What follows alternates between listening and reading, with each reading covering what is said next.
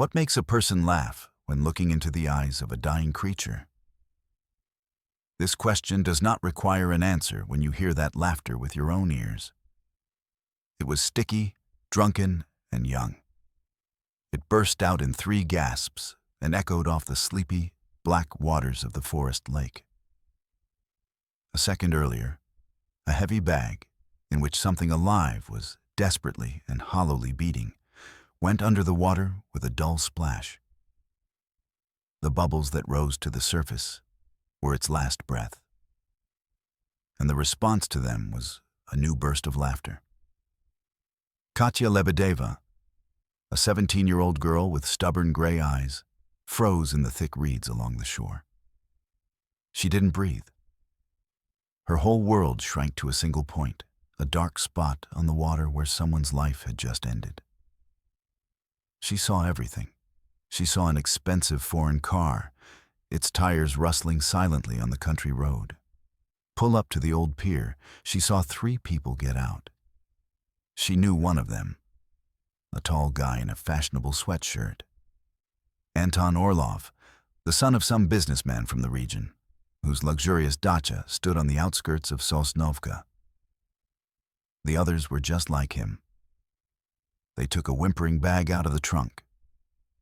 For a moment, a tiny head appeared from it, with its ears pressed down and frightened yellow eyes. A wolf cub. It was very small. Its paws were roughly bound with rusty wire. Anton, the one in the designer hoodie, held a phone in his hand and filmed. He said something to the camera, posing, and then threw the bag into the lake with force.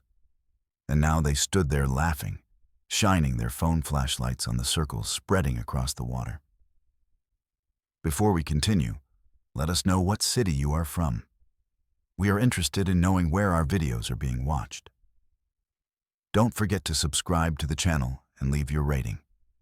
It motivates us to make new and interesting videos. Well, let's get started. Katya felt a coldness that had nothing to do with the cool May night creeping through her veins. It was the coldness of pure, concentrated horror. She had come here an hour before dawn to take some pictures of the fog over the water. Her old camera was her only friend and her only escape from reality. From a reality that included her stepfather, Viktor Semyonovich, a former ensign who was trying to turn her life into a barracks. From a reality where every day was like the one before. She was looking for beauty, but found ugliness in its most repulsive form. The car finally started. The headlights illuminated the dusty road, and the foreign car roared away, disappearing around the bend. The laughter died down. Only the ringing silence and a slight ripple on the water remained. Katya didn't think. She acted on instinct, which was stronger than fear. Throwing off her sneakers and light jacket, she stepped into the icy water. Lake Torfyanoye was deep, with a sticky, muddy bottom. The cold burned her feet, then her body, and took her breath away. She dove once, then twice. Nothing. Her lungs burned. Panic rose in her throat. Somewhere there, in the black depths, in a bag of construction debris they had thrown in for weight, a tiny creature was suffocating. On the 3rd try, her hand stumbled upon the rough burlap. Gathering her last strength, she pulled the heavy bundle toward her, pushing off the muddy bottom with her feet. Pulling it ashore was torture. She coughed, spat, her body shaking violently. Her hands, cramped with convulsions, struggled to untie the knot. Inside, mixed with broken bricks, lay a small lump of wet, gray fur. It wasn't breathing. Katya's gaze fell on its paws. Rusty wire was deeply embedded in the delicate skin, leaving bloody furrows. She carefully untangled the cruel snares, afraid of causing even more pain. The little body was completely limp, cold, dead. And then fragments of school safety lessons and a video she had seen briefly on the internet came to mind. There was nothing to lose. She turned the wolf cub over, placed 2 fingers on its tiny chest, and began to press, rhythmically, once, twice, 3 times. Then she pinched his nose and carefully exhaled into his slightly open mouth. Another massage, another breath, silence, nothing. Tears of despair and helplessness mixed with lake water on her cheeks. "Come on, breathe," she whispered, repeating the procedure over and over again. It seemed like an eternity. And suddenly, something twitched under her fingers. The little body jerked convulsively. There was a quiet, hoarse sound like a squeak. The wolf cub took its first shallow breath. Its eyes, still cloudy from shock, opened. It was alive. Barely, but alive. Katya wrapped it in her dry jacket, held it close to her, trying to warm it with her body heat. She sat on the wet shore, trembling all over, and looked at the rescued creature. She didn't know what to do next. She couldn't take him home. Her stepfather, Viktor Semenovich, didn't even tolerate cats in the house. And if he saw a wolf, he wouldn't think twice. He was a hunter, and to him, predators were enemies. And telling someone else. She saw Anton Orlov's face. She knew whose son he was. The fear of revenge was sticky and real. So it would be her secret. Hers and the little wolf cub who had miraculously survived, whom she had mentally named Gray. She waited until the sky began to lighten in the east. She had to hide Gray before the village woke up. The only safe place was an old woodshed on the very edge of their huge plot of land. It had been abandoned for many years. Her stepfather had been planning to tear it down, but never got around to it. Katya, clutching her precious burden, crept home, trying not to make a sound. Gray whimpered quietly, his body still shaking. The shed smelled of rotten leaves and wood dust. In the far corner, behind a pile of old boards, there was a small depression in the earthen floor. She made a nest there out of old rags she found nearby. The wolf cub, exhausted, immediately curled up into a ball and fell silent. Now she had to treat his wounds. Katya made her way into the house. The first aid kit was in the kitchen. She took hydrogen peroxide, ointment, bandages, and a syringe without a needle. Her stepfather was asleep in his room. His steady, heavy snoring was the only sound in the house. She tiptoed into the kitchen, poured some warm milk into a bowl, and broke a raw egg into it, just as her grandmother had taught her to do when nursing puppies. With the bowl and the stolen medicine, she returned to the barn. It was difficult to clean the wounds. Gray whimpered in pain, trying to bite her, showing his tiny but sharp teeth. But he didn't have the strength. Katya spoke to him in a quiet, soothing whisper. She didn't know if wolves understood human speech, but she felt that he must understand her tone. When the wounds were cleaned and bandaged by unskilled but caring hands, she brought him a bowl of milk. He began to lap it up greedily. A new, secret life began for Katya. In the morning, she behaved as usual, but all her thoughts were there in the barn. Every rustle made her jump. Every question from her stepfather seemed like an interrogation. Viktor Semyonovich noticed a change in her. His stepdaughter, usually sullen and withdrawn, had become nervous.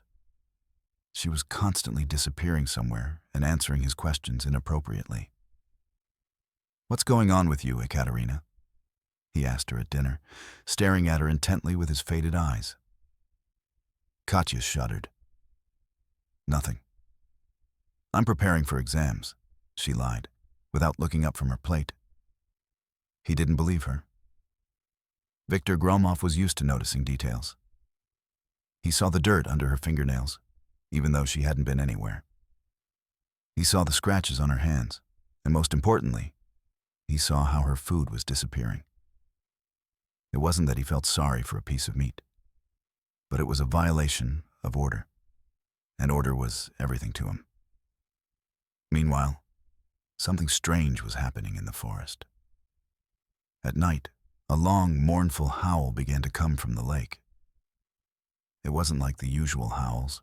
This one sounded desperate and angry. A couple of days later, the first dog in the village disappeared. It just vanished from its chain. Then the second one. The local men gathered at the store and started talking about a lone wolf that had lost its fear. Victor listened to them, frowning. He knew the forest better than anyone else, and he understood. This was how a she-wolf behaved when her cubs had been taken from her. She was searching, and she would take revenge. He took his old but trusty rifle out of the safe, cleaned it, and began to prepare for the hunt. He had to protect the village. It was his duty. Katya heard these conversations, and her heart sank with horror. She knew whose mother was howling in the night. The she-wolf was looking for Gray, and her stepfather was going to kill her. The circle was closing. At the same time, 200 kilometers from Sosnovka, in a bright and spacious apartment in the city center, Anton Orlov was editing a video. He chose the most spectacular shots. Here they are tying the paws of a whimpering wolf cub. Here he is posing with a bag in front of a lake. Here is the moment of the throw and the laughter of his friends. He added a trendy track to the video, applied a cynical filter, admired the result, and uploaded it to his private Telegram channel. The channel was called The Major League and consisted of kids like him, children of rich and influential parents. It was their private club where they bragged about expensive purchases, parties, and feats like this. He waited for likes and enthusiastic comments, and he got them. "Way to go, Anton. That's awesome. King of the beasts." Anton smiled smugly as he read the messages. He felt like a hero. He had no idea that one of the channel's subscribers, a guy whose father had also bought him a place at university but couldn't buy him a conscience, had silently downloaded the video. He stared at the screen, and he didn't find it funny. He felt sick. With trembling hands, he sent the file to the email address of a nationally known animal rights blogger, adding only one sentence. "Do something about this. It happened on Lake Torfianoye." The next morning, Katya brought Gray his food as usual. The wolf cub had grown noticeably stronger. He greeted her, wagging his tail almost like a dog. The wounds on his paws were healing. He was already trying to play, clumsily jumping up and grabbing her pant leg. Katya sat next to him on the dirt floor and felt something like happiness for the first time in a long time. This little life she had saved was now the center of her universe. Back at home, she turned on her laptop to look for information about rehabilitating wild animals. She stumbled upon a news story that was on the front page of every news site. The headline was shocking. "Shock! Golden Youth films brutal killing of a wolf cub. The whole country demands that the animal abusers be found." Katya clicked play. Her heart sank. She saw the same pier and heard the same laughter. There was Anton Orlov, his face in close-up, saying something to the camera, and his words, not drowned out by music, as in his version, cut through the air with a repulsive bravado. Then came the moment when the bag flew into the water. The video ended with their laughter. But that was enough. The comments below the video were boiling with rage. Thousands of angry messages, curses, demands to find and punish them. The blogger who posted the video had already filed a report with the police. Journalists found out that businessman Igor Orlov's dacha was located right on Lake Torfianoia. His son's name, Anton, was already known throughout the country. The police began an investigation. In a news report, the announcer said in an emotionless voice that an investigation team and divers had been sent to the scene to search for the animal's remains. Katya sat in front of the screen, and the room swam before her eyes. They were looking for a body, and the body was alive, sitting in her shed, waiting for breakfast. She had the main piece of evidence in her hands, proof that something worse than murder had happened. But what should she do? Go to the police? Tell them everything? And then what? She would face the wrath of Father Anton, a powerful man who could ruin her life. Her stepfather would be angry with her for keeping everything a secret. And most importantly, what would happen to Sari? They would take him away. Where? To a shelter? Or would they simply put him down like a dangerous wild animal, a piece of evidence that was no longer needed? Her secret was no longer her salvation. It had turned into a time bomb, and the clock was already ticking. She slammed the laptop shut so hard that the old plastic cracked loudly. The room was plunged into semi-darkness, but the images from the screen continued to burn before her eyes. Anton Orlov's face. The bound wolf cub, water-burnt laughter. Now she wasn't the only one who knew. The whole country knew. On the same day, in a luxurious office with a panoramic view of the capital, Igor Orlov, a man with a heavy chin and cold eyes, looked at his son. Anton, pale with trembling hands, babbled something incoherent about a stupid joke, about how he didn't want to. "Shut up," his father interrupted him in an icy tone. He didn't shout. Igor Orlov's voice never rose to a shout. It only made him more frightening. He slowly turned his computer monitor toward his son, which was open to the same news page. "Do you understand what you've done, you idiot?" he asked quietly. "You didn't just screw yourself. You screwed me. My entire business, all my connections are now under scrutiny because of one lousy puppy." Anton cringed in his chair. "Dad, I don't know. What's going to happen now?" His father turned away to the window, looking at the bustling city below. "Now you're going to do what I say. Your friends are already giving statements. Their fathers aren't as influential. They'll turn you in. You're not going anywhere. You're not talking to anyone. I'll take care of this." Igor Orlov was already dialing the number of his head of security, a former FSB colonel. The task was clear. Find the person who leaked the video. Put pressure on the investigation. Prepare the right narrative. Publish posts about how Anton has loved animals since childhood and is involved in charity work. Calm the storm at any cost. Katya walked around in a daze all day. Every car passing through the village street looked like a police car to her. She waited for sirens, for a knock on the door. At dinner, her stepfather was unusually quiet. He had seen the news too. The whole village was buzzing with talk about the animal torturers from the Orlovs' dacha in the capital. "Scum," Victor said curtly, digging his fork into the potatoes. "They should have their hands cut off, and then left in the forest, so they'll understand." Katya shuddered and huddled in her chair. His words, full of righteous anger, were directed at Anton, but they ricocheted off her. After all, she was an accomplice in hiding evidence. She couldn't sleep that night.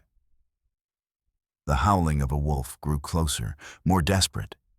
It seemed to come directly from their fence. Katya lay in bed and imagined her mother searching for her child, not knowing that he was only 100 meters away, in an old shed, alive but forever separated from her. It was unbearable. In the early morning, unable to bear it any longer, she crept back to Sari.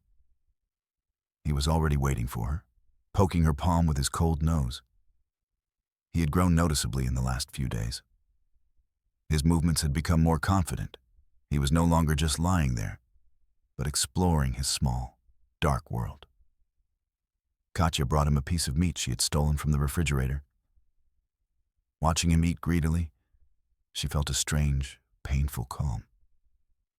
Here in this dusty shed was her world. Real. Understandable. Where there was only her and the one she had to protect. And out there, beyond the walls, there was chaos, lies, and danger. She stroked the soft fur on his neck, and the wolf cub trustingly closed his eyes. This fragile bond was the only thing keeping her afloat.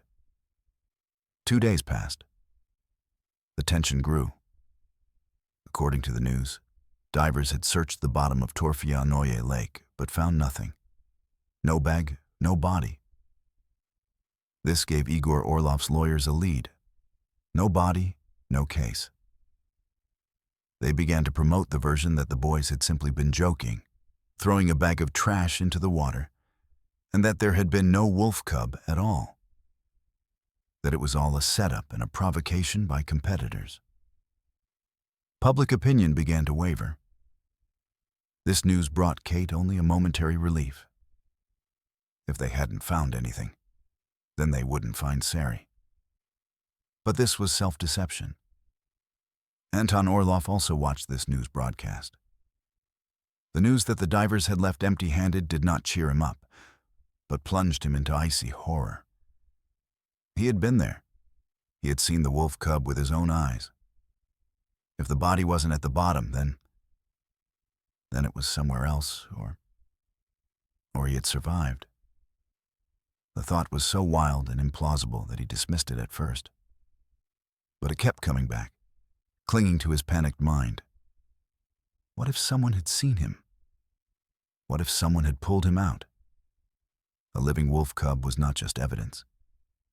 It was a death sentence. It was the collapse of all his father's plans, a real prison term. The fear of prison was stronger than the fear of his father. He realized he couldn't just sit and wait any longer. He had to check everything himself. He had to go back to Sosnovka and make sure there were no traces left. He had to destroy any possibility, even the most unlikely, of a witness existing, a living witness. Meanwhile, Viktor Gromov was losing patience. The she-wolf was becoming bolder. Last night she tried to break into the neighbor's chicken coop. Her howls echoed over the village every night, and now they were coming from somewhere very close, in the forest behind his property. Viktor was an experienced hunter. He took his rifle and went into the forest at dawn. He wasn't going to wander around aimlessly. He began to methodically circle his property, looking for tracks. He found them almost immediately. Large wolf paw prints. She had been here, in circles, as if something was drawing her to this very spot, to his house. It was strange and illogical. A predator should avoid human dwellings. Viktor frowned, his gaze sweeping across the backyards, an overgrown vegetable garden, a crooked fence, and an old woodshed. It had always been locked with a rusty bolt. But now the bolt was open. The door was ajar, but not locked. The old ensign's heart skipped a beat. He moved closer, trying to tread softly. His hand rested on the rough wood of the door. He didn't remember leaving it open. He hadn't been near this shed for several years. He carefully pulled the door toward him. A sharp but faint smell hit his nose. The smell of wet wool, something animalistic, and medicine. A faint, almost imperceptible scent of some kind of ointment.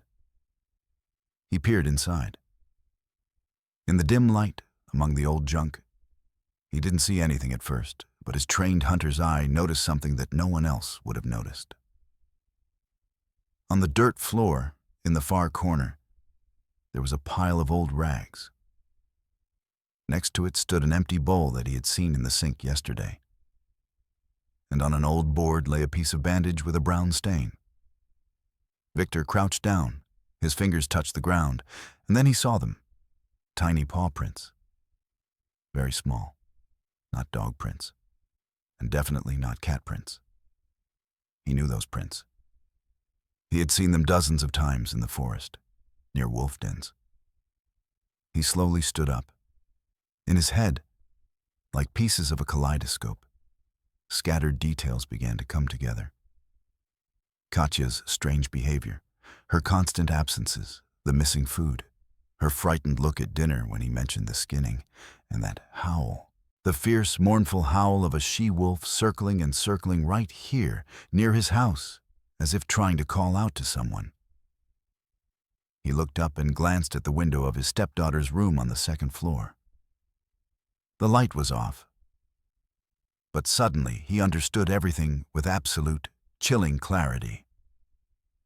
She wasn't just hiding something, she was hiding him, the very thing, the animal from the news. The evidence the whole country was looking for. She had brought a time bomb into his house, under his roof, and that bomb was about to explode. Viktor Semenovich's anger was cold and quiet, like frost on the window in the morning. He didn't shout or throw things. He just sat in his armchair in the living room when Katya came back into the house and looked at her. That look was scarier than any scream. He saw everything. The dirt on her jeans, the exhaustion on her face, the desperate lie in her eyes. He waited until she washed her hands and sat down at the table to pretend that everything was fine. The silence in the house was so thick that it seemed you could cut it with a knife. "Tell me," he said finally. His voice was flat, emotionless, and it sent a chill down Katie's spine. "What about?" she whispered, even though she knew the answer. He didn't deign to ask her a question. He began laying out the facts like bullets in a magazine. The meat from the refrigerator. The milk, my old army water canteen, which disappeared yesterday. Bandages from the first aid kit and the smell. In the shed, an animal smell. He paused, letting each word sink in. "I found traces, and I hear its mother howling every night. Closer and closer to my house, to your refuge." Katya was silent, clenching her fists under the table. Denial was pointless. He knew everything. "Do you even realize what you've done?" He continued in the same icy tone. "You didn't just bring a puppy into my house. You brought death. That she-wolf is mad with grief. Sooner or later she'll attack your neighbors, their children, or you, and you're hiding evidence in a case that's all over the news. You've made me and your mother accomplices." "I saved him," Katya cried out, her voice breaking. All her secrecy, all her fear burst out in that one sentence. He was tied up and left to die. They laughed, and I saved him. "You didn't save him," Victor snapped. "You delayed his death and put all of us in danger. He's a wild animal, Katya, a predator. He doesn't belong among people. His place is in the forest or in a grave." "He's not like that. He trusts me." She jumped up from her chair, tears of rage and hurt filling her eyes. "Trusts you?" Her stepfather sneered bitterly. "He'll trust you until he grows up. Then his instincts will kick in, and he'll rip your throat out or someone else's. I've seen it. I know what I'm talking about." He also stood up, towering over her with his massive frame. There was no malice in his eyes. There was a heavy, granite certainty that he was right. "I'm giving you one night. He's to be gone by morning. I don't care where you take him. Drown him in the same lake. Shoot him. Take him back where you found him. But if I find him on my property tomorrow, I'll shoot him myself. Do you understand me?" He didn't wait for an answer. He turned and walked into his room, leaving Katya alone in the middle of the kitchen. Her world collapsed. Her stepfather's ultimatum was a death sentence for Sari. She would never be able to hurt him, drown him, shoot him. The very thought was sacrilegious. That meant there was only one way out. Run away with him. At the same time, a dark SUV was speeding down the highway toward Sosnovka. Anton Orlov was behind the wheel. He had escaped from his golden cage. His father had taken away his phone and put him under guard, but Anton was cunning. He waited until nightfall, climbed out of the window, and stole his father's hunting jeep from the garage. It wasn't as conspicuous as his own car. He was filled with panic mixed with the determination of a desperate animal. His lawyer's theory about a setup did not reassure him.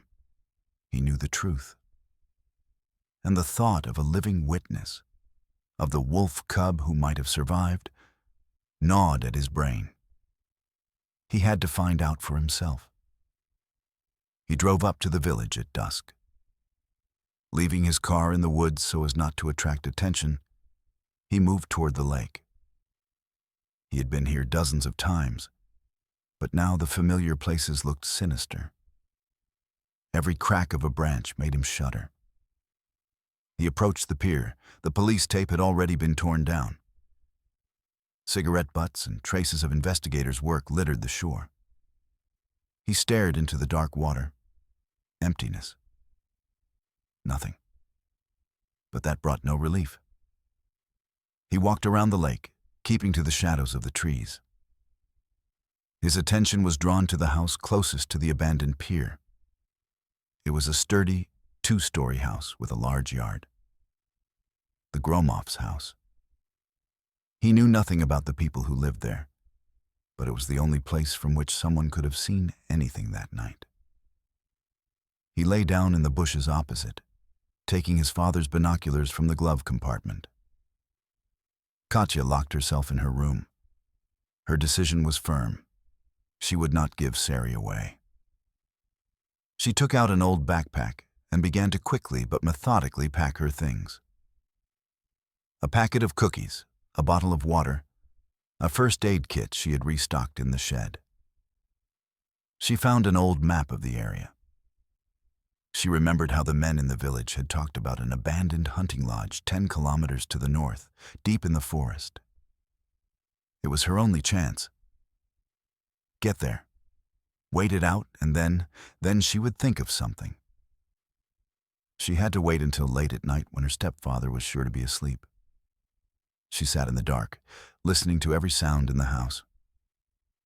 There was a creak from Victor's room. The house fell silent. An hour passed, and then another. It was time. On tiptoe, not breathing, she slipped out of the house. The night was moonless and eerie. The howling of a wolf could be heard again, now much closer. Katya shivered, but her fear for Sari was stronger. She ran to the barn. Her heart was beating so loudly that it seemed the whole village could hear it. Viktor Semyonovich was awake. He sat in the dark in the kitchen, by the window overlooking the backyard. He held his cold, heavy carbine in his hands. He didn't believe her. He didn't believe she would obey him. He waited. He wanted to see with his own eyes what she would do. And he saw. He saw her shadow dart toward the barn. Anger and disappointment fought within him with some strange feeling, similar to respect for her stubbornness. He raised his rifle. He hadn't decided what he was going to do yet. But he had to stop this. Right now. In the same bushes, Anton Orlov stared through his binoculars, not taking his eyes off the girl. He saw a dark figure slip out of the house. The girl. She ran to the old shed at the edge of the property. It was strange. What was she doing there in the middle of the night? The predator instinct awakened in him by fear told him that this was no coincidence. He saw her open the barn door slightly and disappear inside. Something was there. Something she was hiding. His heart began to beat faster. What if No, it was nonsense. But he had to check. He climbed out of his hiding place and, crouching low, began to cross the road silently, moving toward the fence behind which the shed stood. Katya went inside and called softly, "Gray." The wolf cub immediately ran up to her, happily nudging her legs. She picked him up. He was already quite heavy. "Quiet, baby," she whispered. "We have to go, right now." She was about to turn around and leave when a board creaked outside. Katya froze. It wasn't her stepfather.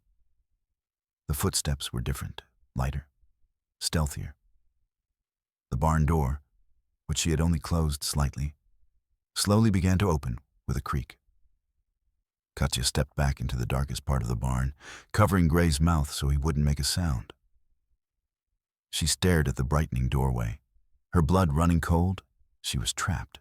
All alone in the dark barn with the wolf cub in her arms, she could hear the unknown enemy getting closer, while another, with a gun, watched her from the window of his house.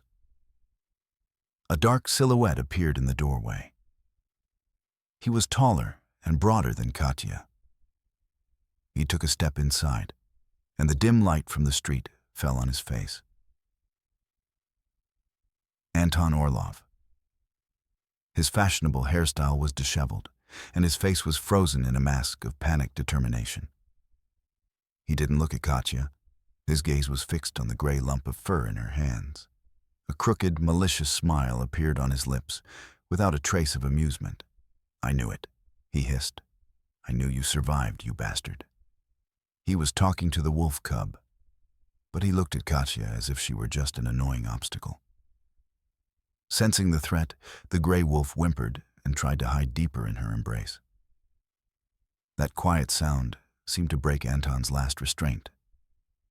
The fear that had tormented him for the last few days turned into blind rage. "Give him to me," he ordered, taking another step forward. "Get out." Katya's voice trembled, but she sounded firm.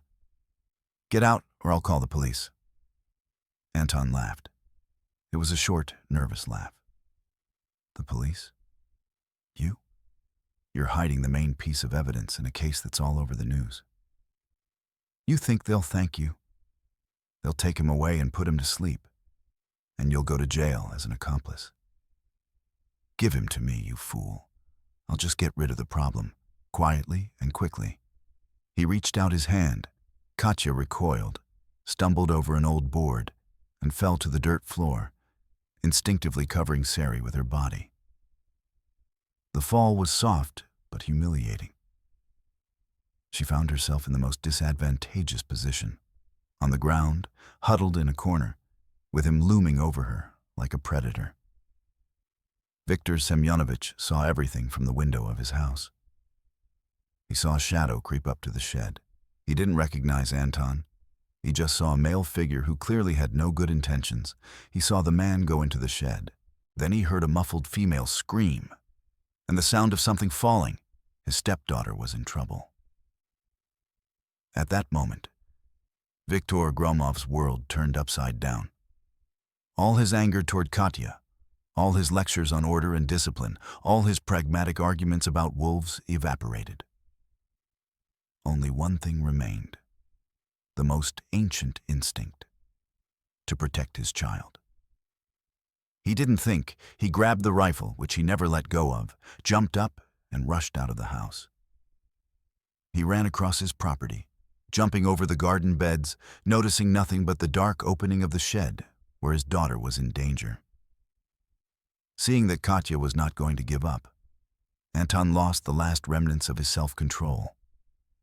He rushed at her, trying to wrest the wolf cub from her arms. A desperate struggle began. Katya was weaker, but she fought with the fury of a cornered animal. She scratched, bit, and kicked him. Gray, caught between them, squealed loudly and piercingly out of fear and pain. And that sound was the last straw. That desperate child's cry pierced the night silence and was heard. From the darkness behind Anton came a sound that made his heart stop. It wasn't a howl. It was a low, guttural growl, full of such concentrated hatred that it seemed to freeze the air. Anton froze, his hands unclenched. He slowly turned around. A few steps away from him, at the entrance to the barn, she stood. A she-wolf. She was bigger than he could have imagined. Her dew-soaked fur stood on end, making her look even bigger. Her yellow eyes burned in the darkness with an unearthly fire. Saliva dripped from her bared jaws, revealing impressive fangs. Her entire being was the embodiment of primal fury. She did not look at Katya. She didn't look at the whimpering puppy. Her entire world, her entire cosmic maternal rage was focused on one point, on the figure of Anton Orlov, who had hurt her child. Anton froze in terror. He was trapped. Before him stood an enraged mother wolf. Behind him was the girl who hated him, and he was unarmed. He took a step back, stumbled, and fell awkwardly to the ground, putting his hands up in a pathetic attempt to defend himself. The she-wolf took a step forward, preparing to pounce. She wasn't going to scare him. She was going to kill him. At that very moment, Victor appeared in the doorway of the barn. The scene that met his eyes was like a nightmare. His stepdaughter was on the ground, clutching the wolf cub to her chest. A few feet away from her stood a terrified stranger, and between them stood a huge she-wolf, ready to attack. Victor instinctively raised his rifle. The sight was aimed right at the beast's head. One shot and it would all be over. The problem that had been terrorizing the village would be solved. "Shoot!" Anton screamed, not taking his eyes off the wolf. "Dad, shoot her, come on!" His cry snapped Katya out of her stupor. She saw her stepfather with his rifle aimed at the mother wolf, who had simply come for her child. She saw Victor's fingers slowly press the trigger. "No!" she screamed, jumping to her feet and instinctively stepping forward, partially shielding the wolf. "Don't you dare! Don't shoot!" An impossible stalemate situation arose. Victor froze. His brain, accustomed to clear commands and binary friend or foe logic, refused to work. Who was the enemy here? The predator, driven mad by grief, who could tear a man apart in a second? Or the guy who had attacked his daughter, or his own daughter, who was now shielding the wild beast? The sights of his rifle darted between the she-wolf and Anton. There was no time to think. A second decided everything. Life or death. And the choice he made now would forever change, not only this night, but the rest of his life. Victor's gaze met Katya's eyes. He looked into them for only a second, but he didn't see a stubborn teenager. He saw a warrior. He saw in her fragile figure the same desperate, primal courage he saw in the eyes of the she-wolf. Two mothers protecting their children.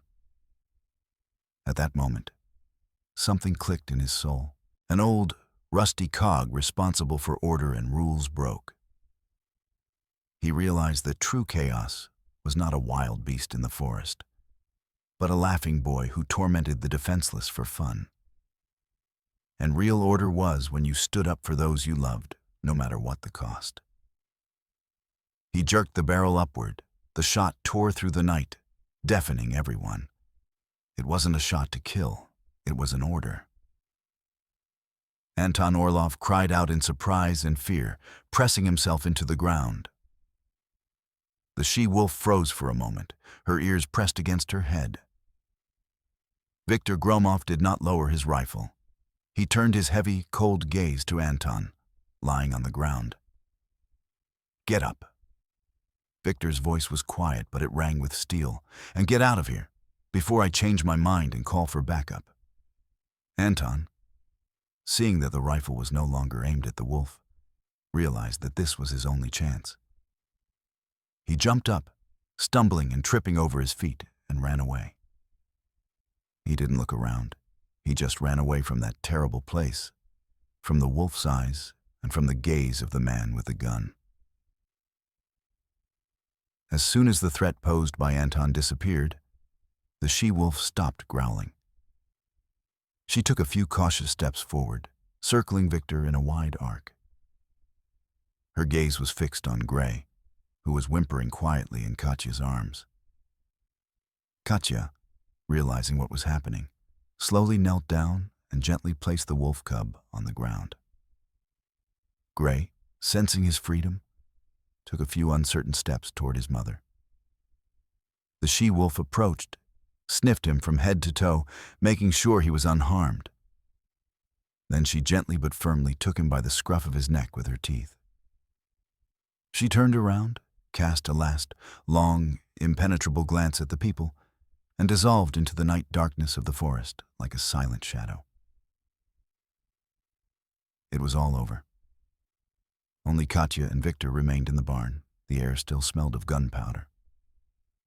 Katya stood there, trembling all over from the shock she had experienced. She didn't know what awaited her. Another wave of anger, punishment. Victor slowly lowered his rifle. He looked at his stepdaughter, at her tear-stained but determined face. And for the first time in many years, he didn't know what to say.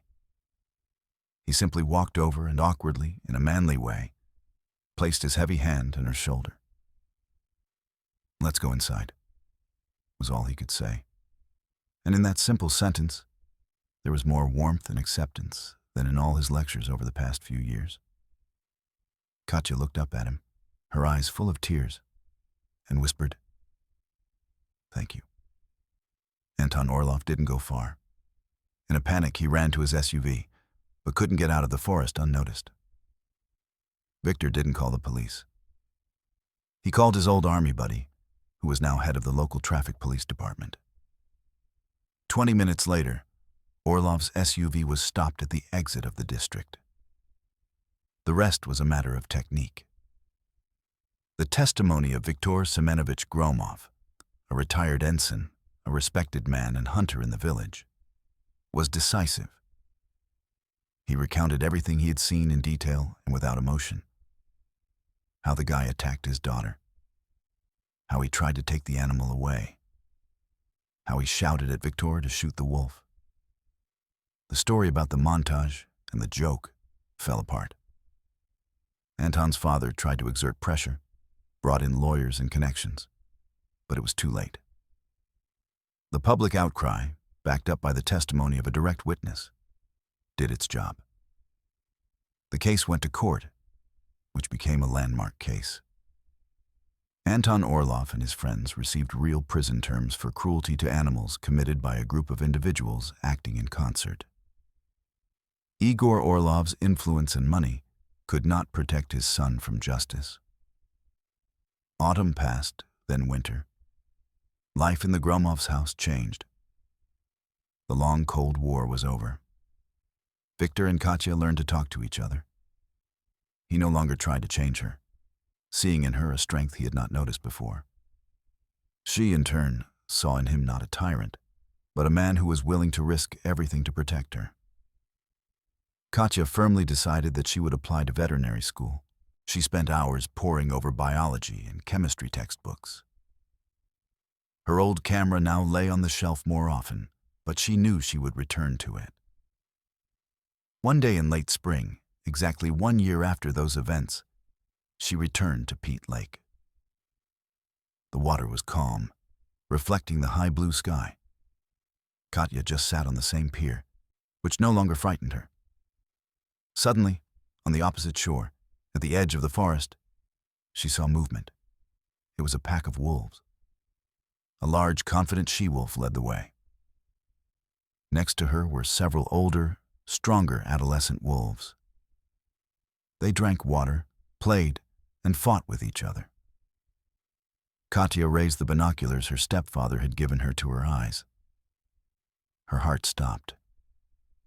One of the young wolves, slightly larger than the others, with a barely noticeable scar on his left front paw, suddenly stopped playing. He raised his head and looked directly at her. Across hundreds of meters of water, their eyes met. He looked at her for just a moment, without fear or aggression, just a long, calm recognition. Then he turned and disappeared with the pack into the thick greenery of the forest. Katya slowly lowered her binoculars. A tear rolled down her cheek, but there was a smile on her lips. She knew he was okay. He had returned home, and she too had finally found her home. Was Victor right to let the wolf go, given that she posed a real threat to the village? What do you think?